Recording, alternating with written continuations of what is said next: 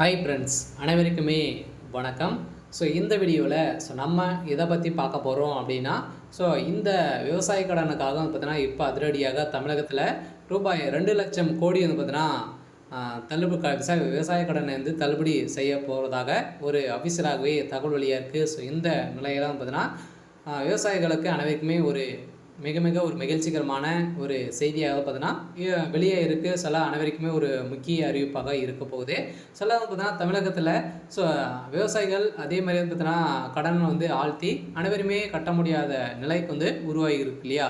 பயிர்க்கடன் வாங்கி நிறைய பேர் வங்கியின் மூலமாக வாங்கி பார்த்தீங்கன்னா நிறைய பேர் சொத்துக்களை இழந்தக்கூடிய நிலை உருவாயிருக்கு. இந்த நிலையை தான் இப்போ பார்த்தீங்கன்னா தமிழகத்தில் கடனில் ரூபாய் 2,00,000 கோடி மத்திய அரசு தள்ளுபடி செய்ய வேண்டும் என அப்பாவுக்கு பார்த்தீங்கன்னா அதிரடி அப்பாசாமி அவர்கள் பார்த்தீங்கன்னா இப்போ மத்திய அரசுக்கு பார்த்தீங்கன்னா இப்போ இந்த கடிதம் கொடுத்துருக்காரு. இந்த நிலையில் தான் இந்த தமிழகத்தில் நிறைய தொழிலதிபர்கள் அதே மாதிரி பார்த்தீங்கன்னா விவசாயிகள் நிறைய விதமான கடன்களை பார்த்தீங்கன்னா தள்ளுபடி இது வரைக்குமே ஓரளவு 2,00,000 கோடிக்கு மேலே நீங்கள் தள்ளுபடி செய்ய வேண்டும் அப்படின்றத தான் இப்போ பார்த்தீங்கன்னா நேரில் சென்று இப்போ ஒரு கடிதம் கொடுத்துருக்காரு. இதன் சார்பில் நடைபெற்ற பாராட்டு விழாவில் தமிழக சட்டப்பேரவைத் தலைவர் அப்பாவுக்கு உள்ளே கலந்து கொண்டு பேசியிருந்த நிலையில் தான் பார்த்தீங்கன்னா நெல்லை புதை தமிழ் சங்க சார்பில் நடைபெற்ற பாராட்டு விழாவில் தான் இது இந்த தகவல் வெளியாக இருக்குது. இந்த தகவலின் அடிப்படையில் தொழிலதிபர்களுக்கு ரூபாய் 16,00,000 கோடி பார்த்தீங்கன்னா கடனை தள்ளுபடி செய்துள்ளது. அதே மாதிரி விவசாய கடனும் தமிழகத்தில் நீங்கள் தள்ளுபடி செய்ய வேண்டும் அப்படின்றத தான் இப்போ பார்த்தீங்கன்னா கொடுத்துருக்கக்கூடிய நிலையில் விவசாயிகளுக்கு தள்ளுபடி அறிவிப்பு இன்னும் பார்த்தீங்கன்னா மே இறுதிக்குள்ளே வரலாம் அப்படின்ற மாதிரி அனைவருக்குமே ஒரு மகிழ்ச்சிகரமான ஒரு தகவலை தான் பார்த்தீங்கன்னா வெளியே இருக்குது. ஏற்கனவே தமிழகத்தின் கடனில் ரூபாய் 2,00,000 கோடியை தள்ளுபடி செய்ய வேண்டும் என்று தமிழக சட்டப்பேரவை தலைவர் அப்பாவுக்கு கூறியுள்ள நிலையில் உலக நாடுகள் முழுவதுமே 182 இடங்களில் திருவள்ளுவர் சிலைகளை அமைத்து தமிழ்நாடு மொழிக்கு தொண்டாற்றி வரும் சிபிஐ உலக சங்க தலைவர் விசி சந்தோஷத்துக்கு நெல்லை பொதிகை தமிழ் சங்க சார்பில் பாளையங்கோட்டையில் பாராட்டு விழா நடைபெற்றது. இந்த விழாவின் விசி சந்தோஷத்துக்கு வள்ளுவ சுடர்மணி என்ற விருதை சட்டமன்ற பேரவைத் தலைவர் அப்பாவுக்கு வழங்கியிருந்து இதைத் தொடர்ந்து முன்பாக செய்தியாளர்கள் சட்டப்பேரவைத் தலைவர் அப்பாவுக்கு கூறியது நிலையில் பொள்ளாச்சி விவகாரத்தின் நடவடிக்கைகள் சரியாக இல்லை என திமுக உள்ளிட்ட அப்போது எதிர்க்கட்சிகள் ஒன்றிணைந்து அரசின் மீது நம்பிக்கை இல்லாததை காட்டியதால் தன் வழக்கை சிபிஐக்கு மாற்றப்பட்டதாக தகவல் வெளியேறிந்த நிலையில் தமிழகத்தில் ஒரு மிகப்பெரிய பிரச்சனைகள் போயிட்டு இருந்தாலுமே இந்த தமிழகத்தில் திமுக அரசு பொறுப்பேற்கும் போது ரூபாய் 4.5 லட்சம் கோடி கடன் இருந்தது. கடன் வாங்குவவர்களுக்கு மத்திய அரசு விதித்துள்ள விதியின் பிரகாரம் தான் தமிழக அரசு கடன் வழங்குகிறது.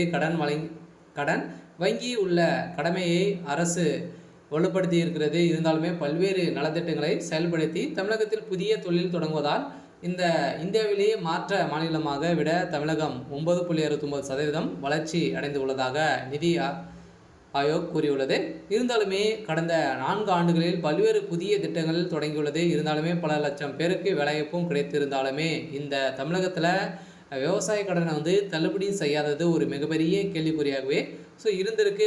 இந்த நிலையில் சட்டப்பேரவை அப்பாவுக்கு பார்த்தீங்கன்னா இப்போ அதிரடியாக இப்போ தமிழகத்தில் 2,00,000 கோடிக்கு மேலே பார்த்தீங்கன்னா விவசாய கடன் அதே மாதிரி நகைக்கடனெல்லாம் 2027 தேர்தலில் இது மத்திய அரசு இதுக்கு தமிழக அரசுக்கு கொடுக்கணும் அப்படின்ற மாதிரி இப்போ பரிந்துரை செய்து உள்ளதாக இப்போ தகவல் வெளியே இருக்கக்கூடிய நிலையை தான் இப்போ பார்த்தீங்கன்னா ஒரு விவசாயிகளுக்கு அனைவருக்குமே ஒரு மகிழ்ச்சிகரமான ஒரு தகவல் வெளியாக இருக்குது. பார்த்தீங்கன்னா நீங்கள் அனைவருமே நகை கடன் அதே மாதிரி விவசாய கடன்லாம் வாங்கியிருப்பீங்க அப்படின்னா வருகின்ற சட்டமன்ற தேர்தலில் 2026 பார்த்தீங்கன்னா நிறைய அறிவிப்புகள்லாம் வரப்போகுது. இதுக்கு மேலே பார்த்தீங்கன்னா அதுக்கு முன்னாடியும் நிறைய மத்திய அரசு நிறைய மாநிலங்களும் பார்த்தீங்கன்னா நிறைய கடன்களாம் தள்ளுபடி செய்திருக்கு. இருந்தாலுமே தமிழகத்தில் மட்டுமே எந்த ஒரு கடனும் தள்ளுபடி செய்யாமல் இருக்கக்கூடிய நிலையில் இப்போ வந்திருக்கக்கூடிய அறிவிப்பின் பிரகாரம் பார்த்தீங்கன்னா தமிழகத்தில் 2,00,000 கோடிக்கு மேலே பார்த்தீங்கன்னா தள்ளுபடி விவசாய கடனை தள்ளுபடி செய்து உள்ளதாக தகவல் வெளியாக இருக்குது. பார்த்தீங்கன்னா கட்டாயம் இதுக்கு தகுந்த அனைத்து ஆதாரங்களும்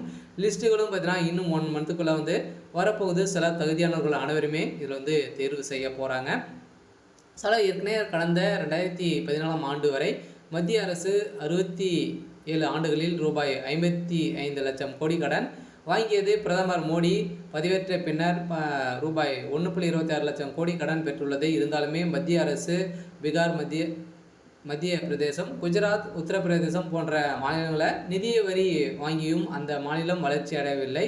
இருந்தாலுமே மத்திய அரசு முறையாக நிதி வழங்காத நிலையில்தான் தமிழகத்தில் அடிப்படை வசதி கூட மேம்படுத்த முடியவில்லை. கடன் அவங்க தள்ளுபடி செய்ய முடியவில்லை அப்படின்ற மாதிரி பார்த்தீங்கன்னா இப்போ அப்பாவுக்கு பார்த்தீங்கன்னா பரிந்துரை கொடுத்துருக்காரு. ஸோ இந்த தான் மத்திய அரசுக்கு இந்த விழிப்புணர்வுலேருந்து ஏற்படுத்தி இப்போ தமிழகத்தில் விவசாய கடனை தள்ளுபடி செய்ய போகிறதாக அஃபீஷியலாகவே தகவல் வழியாக இருக்குது. ஸோ இந்த நிலையில் பெரிய கார்ப்பரேஷன் நிறுவனங்களுக்கு மட்டுமே பார்த்தீங்கன்னா 16 லட்சம் கோடிக்கு மேலே மத்திய அரசு கடன் தள்ளுபடி செய்துள்ளது. இருந்தாலுமே தமிழகத்தில் விவசாயிகளுக்கும் பார்த்தீங்கன்னா கடன் தள்ளுபடி செய்யாதது ஏன் அப்படின்ற மாதிரி கேள்வியும் எழுப்பியும், ஸோ அதே மாதிரி தொழிலதிபர்கள் 10 மடங்கு சொத்துக்கள் அதிகம் வைத்து உள்ளனர். இருந்தாலுமே கார்ப்பரேஷன் நிறுவனம் மட்டுமே தான் பார்த்தீங்கன்னா இந்த கடன் தள்ளுபடி செய்ய மத்திய அரசு செய்யுது அப்படின்ற மாதிரி குற்றச்சாட்டுகள் எழுந்திருக்கக்கூடிய நிலையை தான் இப்போ அதிரடியாக தமிழகத்தில் விவசாய கடன் 2 லட்சம் கோடியை பார்த்தீங்கன்னா கடனை மத்திய அரசு தள்ளுபடி செய்ய வேண்டும் என இப்போ பார்த்தீங்கன்னா அறிவுரை ஸோ பரிந்துரை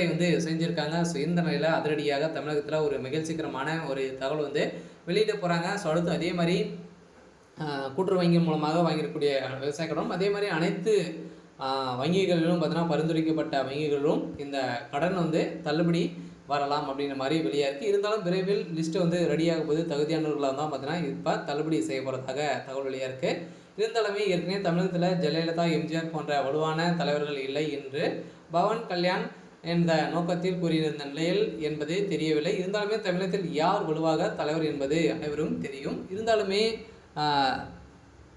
திமுக ஆட்சிக்கு வந்ததிலிருந்தே திமுக ஒரு மிகப்பெரிய கொள்ளையாகவே பார்த்தீங்கன்னா அடித்திருக்கக்கூடிய நிலையில் எக்கச்சக்கமான பணங்களை கொள்ளையெடுத்து இருந்தக்கூடிய நிலையில் தான் விவசாய கடன், அதே மாதிரி நகை கடன் எதுவுமே தள்ளுபடி பார்த்தீங்கன்னா அவங்க வந்திருந்தே கொடுக்கல. ஏதோ ஒரு தள்ளுபடி தான் கொடுத்துருந்தாங்க இல்லையா. ஸோ பார்த்தீங்கன்னா விவசாய கடன் அப்படி இல்லை அப்படின்னா நகை கடன் ஏதாச்சும் ஒன்றில் நீங்கள் 5 லட்சத்துக்குள்ளே நீங்கள் பெற்றிருந்தீங்க அப்படின்னா இது ஒன்று மட்டும் தான் தள்ளுபடி அப்படின்றத திமுக அரசு சொல்லியிருந்த நிலையில் இப்போ பார்த்தீங்கன்னா நிறைய விவசாயிகள் இருக்கக்கூடிய நிலை உருவாயிருந்து இதன் அடிப்படையில் தான் இப்போ அதிரடியாக வருகின்ற மே 31க்குள்ளே ஒரு சில பேருக்கெல்லாம் பார்த்தீங்கன்னா விவசாய கடன் தள்ளுபடி செய்ய போகிறாங்க. சில தகுதியானவர்கள் அனைவருமே இது வரப்போகுது. சில குடியரசுத் தலைவர் உச்சநீதிமன்றத்தில் எழுப்பிய 14 கேள்விகள் குறித்து இந்த கேள்வியும் அடிபட்டிருக்கு. சில விரைவில் தமிழகத்துக்கு விவசாய கடன் தள்ளுபடி செய்ய போகிறதாக தகவல் வெளியாக இருக்குது. சில இது மாதிரி பார்த்தீங்கன்னா அறிவிப்புகளை, முக்கியமான நிகழ்வுகள்லாம் பார்த்தீங்கன்னா தெரிஞ்சுக்கணும் அப்படின்னா நம்மளுடைய சேனலை சப்ஸ்கிரைப் பண்ணி வச்சுக்கோங்க. சில நம்ம சேனல் பார்த்தீங்கன்னா அடிக்கடி இது மாதிரி போடுவோம். சரி ஓகே. ஸோ இன்னைக்கான அப்டேட் இதுதான். மறக்காமல் நம்மளுடைய சேனலை சப்ஸ்கிரைப் பண்ணி சப்போர்ட் பண்ணுங்கள். தேங்க்யூ.